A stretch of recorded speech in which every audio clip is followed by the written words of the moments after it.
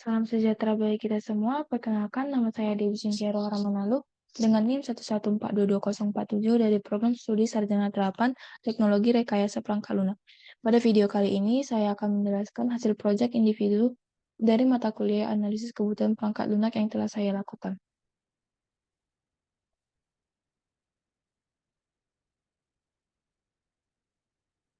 Berikut adalah hasil dari proyek individu dari mata kuliah analisis kebutuhan perangkat lunak yang berupa sebuah dokumen SRS atau Software Requirement Specification.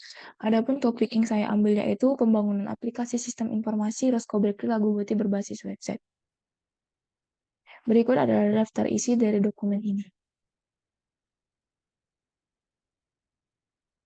Berikut adalah daftar gambar dari dokumen ini. Dan berikut adalah daftar tabel dari dokumen ini. Pada bab yang pertama, bab pertama. Bab ini dijelaskan mengenai tujuan penulisan dokumen, aturan penomoran dokumen, dokumen yang menjadi referensi dalam penulisan dokumen, dan ringkasan keseluruhan dokumen. Dokumen ini ditulis para pengembang sistem. Dokumen ini ditulis sebagai gambaran tentang spesifikasi kebutuhan pengguna terhadap sistem informasi yang akan dibangun. Dokumen ini digunakan sebagai dokumentasi untuk para pengembang sistem ya di kemudian hari. Berikut adalah purpose of document, di mana pada bagian ini berisi tentang tujuan pembuatan dokumen ini. Berikut adalah dokumen confession, di mana dokumen ini berisi tentang penamaan dokumen, rujukan, dan penomoran bab dan subbab dokumen.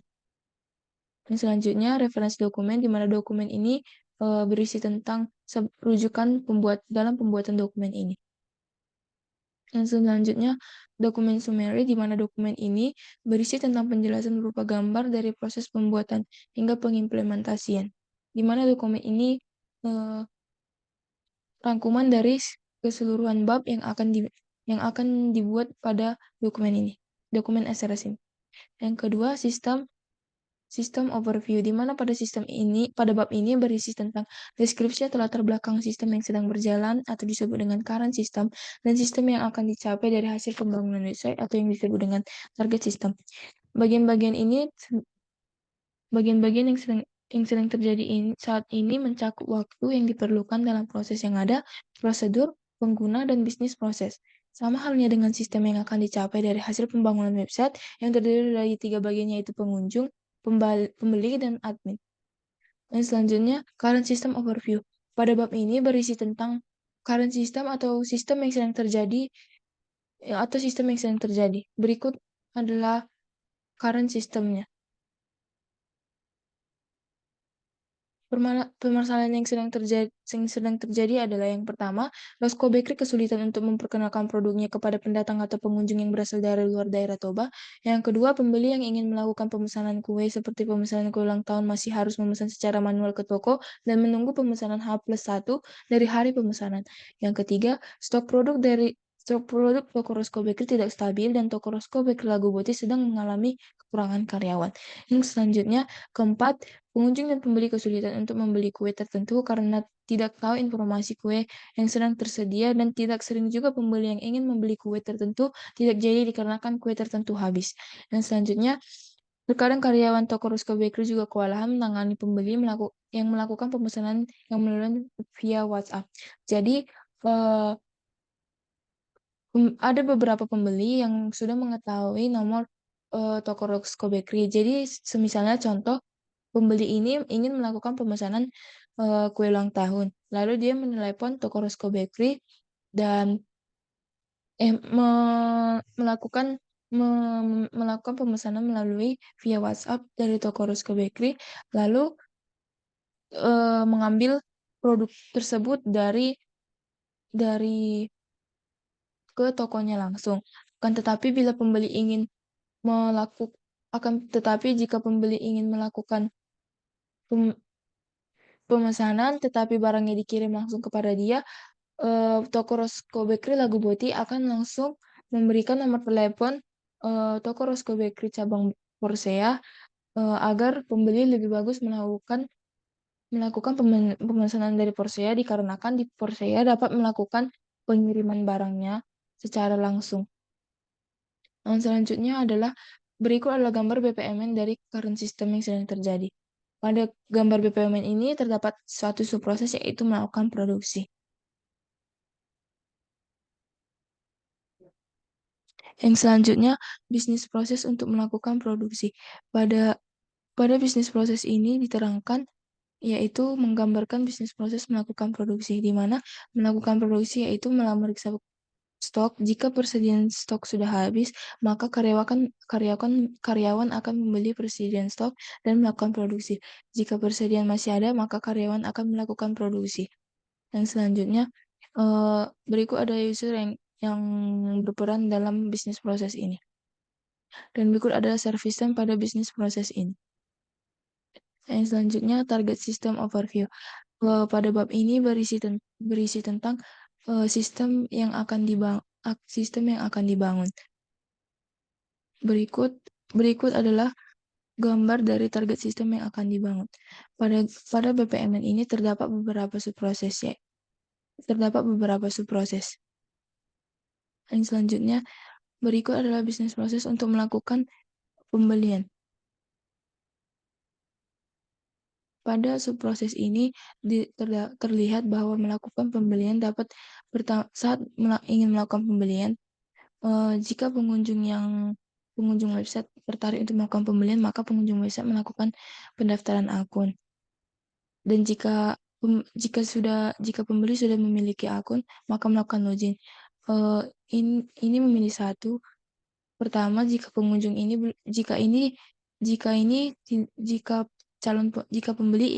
belum memiliki akun, dan jika pembeli sudah memiliki akun, maka pembeli langsung melakukan login. Yang selanjutnya, memilih produk dan mengisi form pemesanan. Berikut adalah user pada subproses ini.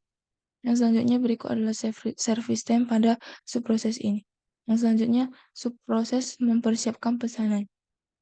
Pada subproses ini terlihat pertama mempersiapkan pesanan, lalu karyawan melakukan produksi. Jika stok bahan baku masih tersedia, maka karyawan akan melakukan produksi. Jika stok bahan baku sudah habis, maka karyawan akan terlebih dahulu membeli bahan bakunya dan melakukan produksi.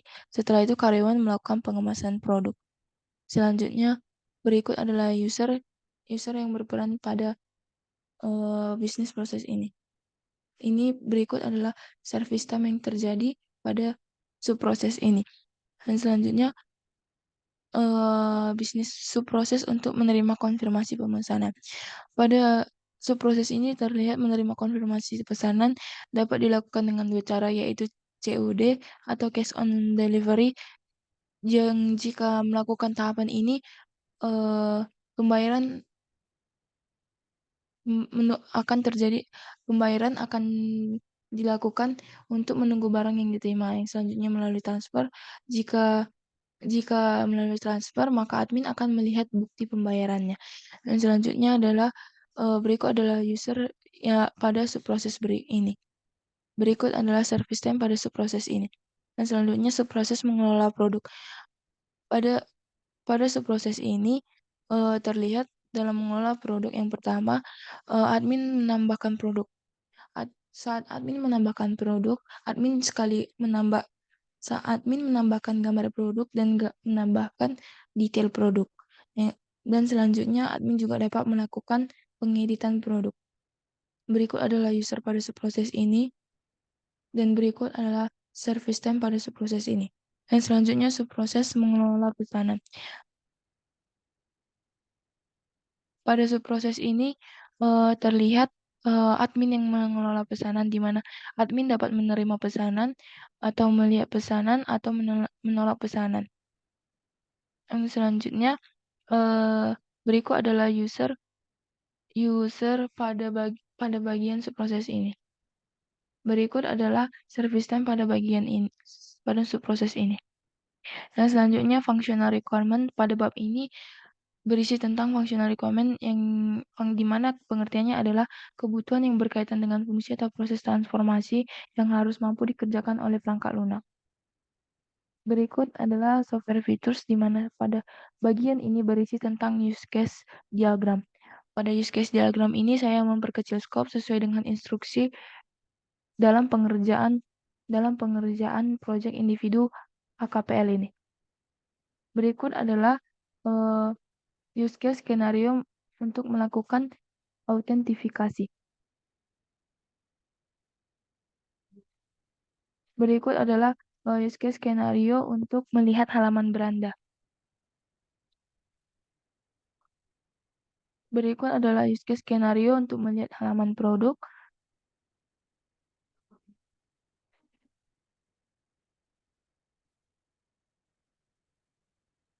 Berikut adalah use case skenario melakukan pemesanan.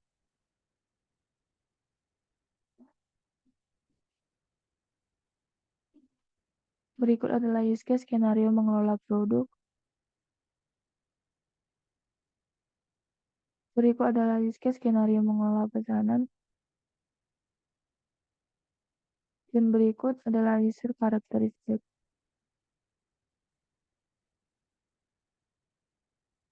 Yang selanjutnya, data requirement pada bab ini berisi tentang IR diagram, di mana IR diagram merupakan rancangan basis data dalam website yang akan dibangun. Berikut adalah entity relational diagram yang pada website yang akan dibangun. Dan berikut adalah entity relational translasi pada website yang akan dibangun. Pada bab 5 ini berisi tentang non-functional requirement pada non-functional requirement pada website yang akan dibangun. Dan selanjutnya lampiran, di mana lampiran ini berisi tentang kegiatan yang sudah saya lakukan, mulai dari tahap elicitation yang telah saya lakukan dan requirement validasi dan lain-lainnya. Berikut adalah lampirannya.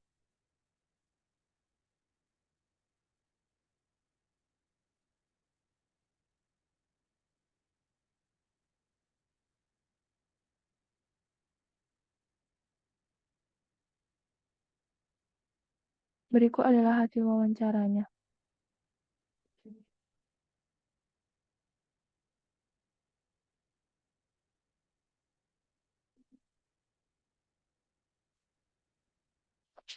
Sekianlah hasil presentasi dari hasil akhir